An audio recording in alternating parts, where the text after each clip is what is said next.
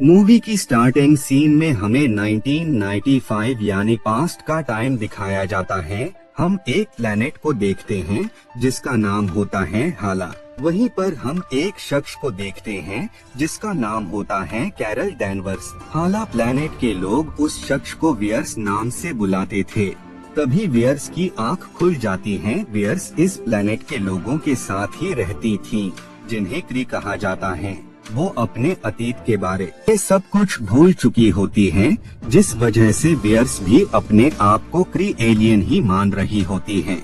जिसके बाद वियर्स एक शख्स के पास जाती हैं जिसका नाम होता है यॉन रॉक। यॉन रॉक क्री एलियन की आर्मी का हेड होता है और वो वियर्स को ट्रेनिंग भी इसीलिए दे रहा होता है ताकि वियर्स सभी टास्क को पास कर उनकी आर्मी में शामिल हो सके। ट्रेनिंग के बाद उस प्लेनेट की सुपर इंटेलिजेंस, जो कि एक आर्टिफिशियल इंटेलिजेंस होती है, आर्टिफिशियल इंटेलिजेंस का एक रूप नहीं था बल्कि वो लोगों को अलग अलग रूप में नजर आती थी।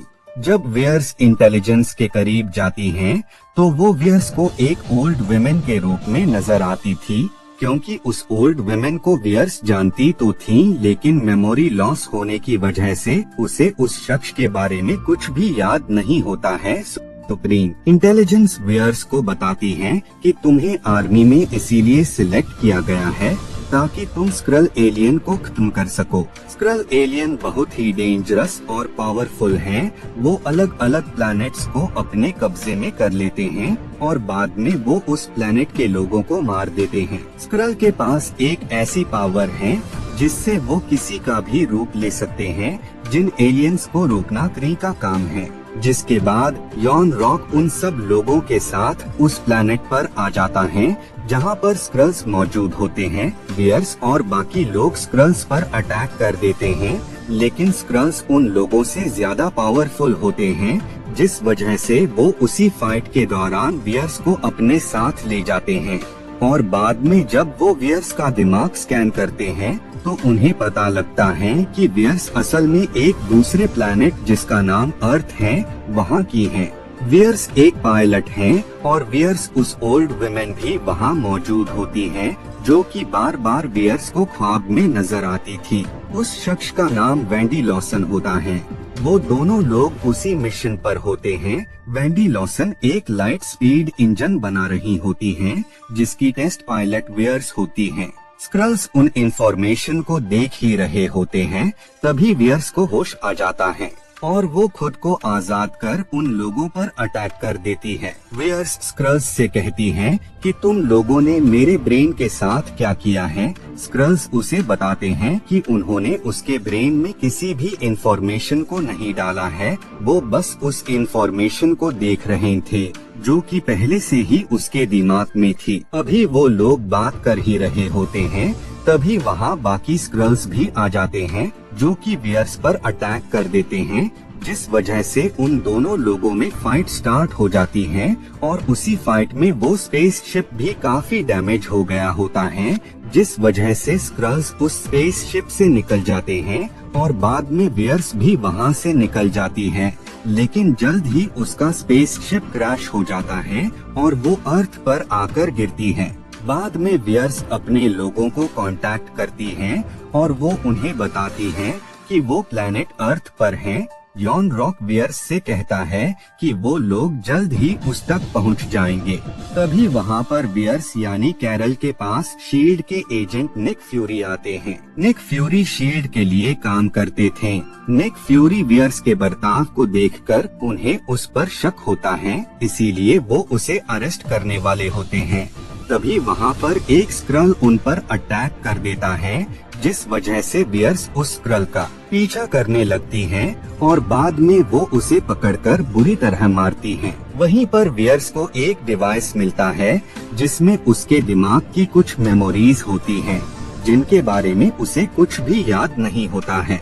उन यादों को देखकर उसे एक प्लेस के बारे में पता लगता है, जिस वजह से वो वहाँ पर आ जाती हैं। वहाँ आने के बाद वियर्स को अपने अतीत के बारे में कुछ याद आने लगता है। तभी वहाँ पर शील्ड के एजेंट निक फ्यूरी आ जाते हैं और जब वियर्स पिक्चर को देखती है तो वो निक से प्रोजेक्ट पिक्सेस के बारे में पूछती है। निक फ्यूरी को प्रोजेक्ट पेगासस में ज्यादा इंफॉर्मेशन नहीं होती है, जिस वजह से वो दोनों एक दूसरी प्लेस पर आ जाते हैं जहां पर उन्हें प्रोजेक्ट पेगासस की इंफॉर्मेशन मिल सकती थी। उस फाइल को पढ़ने से उन्हें पता लगता है कि वेंडी लॉसन असल में कोई इंसान नहीं बल्कि एक क्री एलियन थी। वेंडी लॉसन एक लाइट स्पीड इंजन के ऊपर वर्क कर रही थी और जब वो इंजन बन गया तब वेंडी लॉसन उस इंजन को लेकर वहां से निकल गई। वहीं पर उन्हें मारिया के बारे में पता लगता है।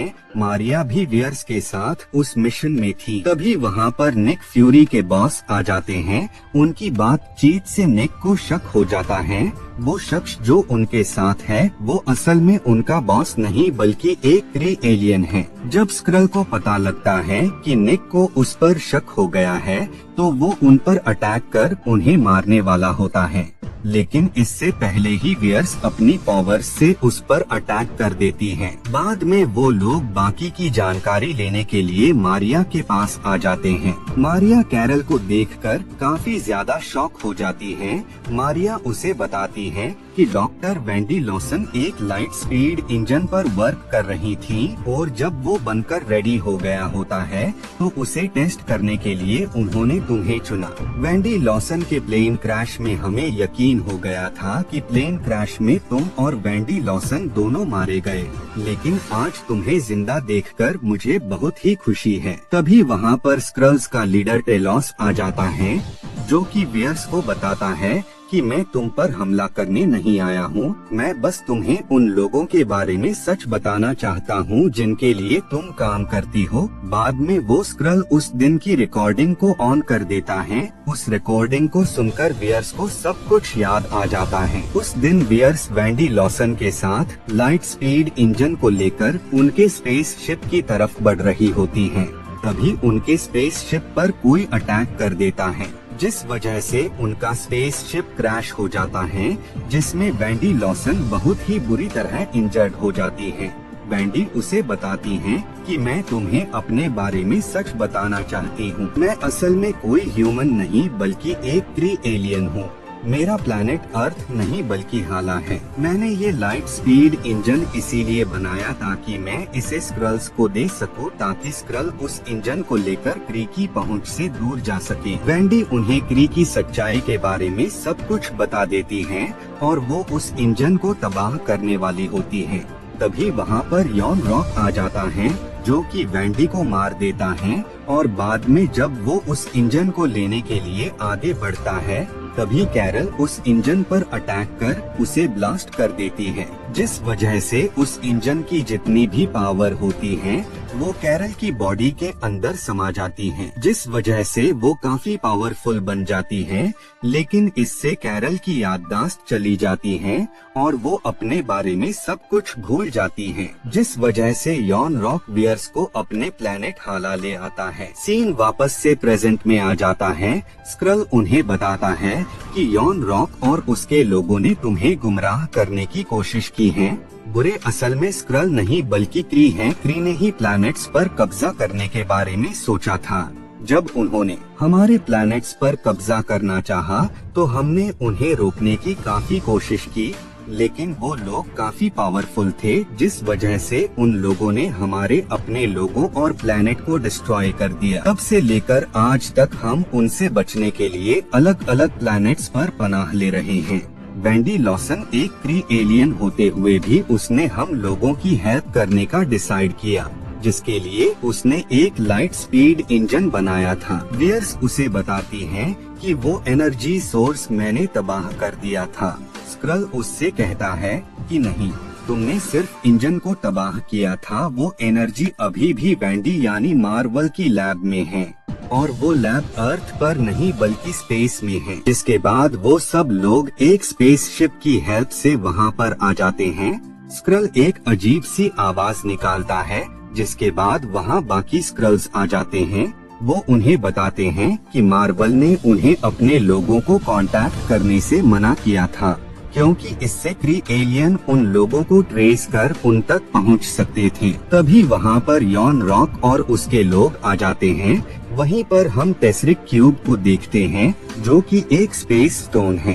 बाद में यॉन रॉक कैरल की सेंसेस को सुप्रीम इंटेलिजेंस के पास भेजते हैं। वेयर्स को सुप्रीम इंटेलिजेंस मार्वल के रूप में नजर आती हैं, जो कि उस पर अटैक कर उसे मारने वाली होती हैं। तभी कैरल अपने गले में लगी चिप को निकाल देती है, जिस वजह से उसकी सारी पावर्स अनलॉक हो जाती हैं, जिस वजह से वो काफी ज्यादा पावरफुल बन जाती हैं और बाद में वो यॉन रॉक और उसके लोगों पर भी अटैक कर देती हैं। उसी दौरान कैरल इन्फिनिटी स्टोन को निक फ्यूरी को दे देती है, लेकिन निक की एलियन कैट उस इन्फिनिटी स्टोन को ही निगल जाती है। बाद में कैरल अपनी पावर्स का यूज कर यॉन रॉक के स्पेसशिप पर अटैक कर उसे क्रैश कर देती है और साथ ही वो काफी सारी मिसाइल्स को भी तबाह कर देती है, जिस वजह से बाकी बचे क्री वहाँ से निकल जाते हैं। इधर वो एलियन कैट निक फ्यूरी की आंख फोड़ देती है। बाद में कैरल निक को उनका पेजर अपग्रेड करके देती हैं और वो उनसे कहती हैं कि उन्हें जब भी उसकी जरूरत हो तो वो उसे इस डिवाइस के जरिए कांटेक्ट कर सकते हैं। बाद में कैप्टन मार्वल स्क्रल्स के लिए एक नए प्लेनेट की खोज में वहाँ से निकल जाती हैं। बाद में निक फ्यूरी सुपर हीरोज की टीम बनाने का डिसाइड करते हैं ताकि वो आने वाले खतरों से अर्थ को प्रोटेक्ट कर पाएं। मूवी के लास्ट सीन में हम एलियन कैट को देखते हैं, जो कि टेसरिक क्यूब को उगल देती है।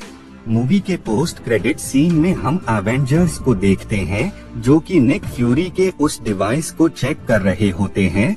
तभी वहाँ पर कैप्टन मार्वल आ जाती है और इसी के साथ ये मूवी यहीं पर एंड हो जाती है।